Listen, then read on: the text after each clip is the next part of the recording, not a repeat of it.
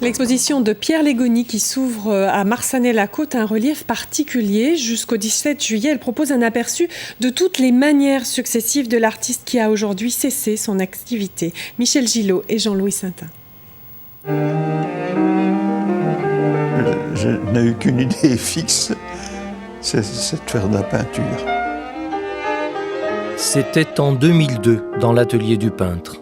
Une sorte de constat tranquille. Voilà, j'ai passé 60 ans à poser mon regard sur le monde et à imaginer ce monde sur la toile.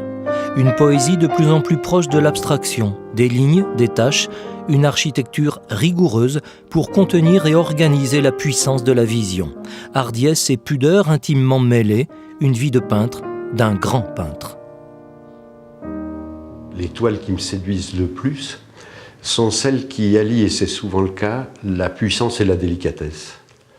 Et si j'ai appris quelque chose déjà dans la peinture de Pierre, outre sa structure très solide, c'est cette faculté d'avoir une matière qui est à la fois celle d'un maçon et des glacis d'un orfèvre. L'exposition de Marsanais propose toutes les périodes de Pierre Légony.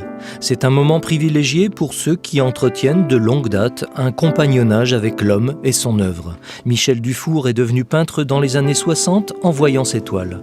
Quant à l'écrivain Lucette Desvignes, elle partagerait volontiers le choc qu'elle a ressenti face à cette peinture. C'est une chose que je souhaite, si vous voulez, à tout le monde, avoir dans sa vie l'occasion de voir une exposition Légony. C'est quelque chose qui sort du commun, qui vous ouvre l'esprit, qui vous permet de voir le monde, la lumière autrement.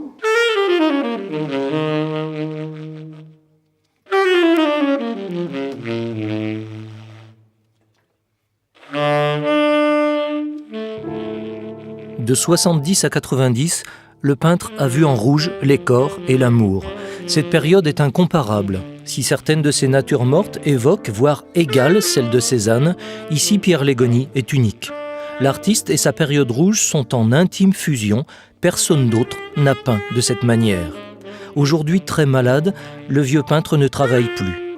Voici 2 ans au Creusot, alors qu'il redécouvrait ces toiles anciennes si singulières, nous l'avions vu poser sur elles un regard presque stupéfait de son audace. Les brasseries sont souvent sponsors des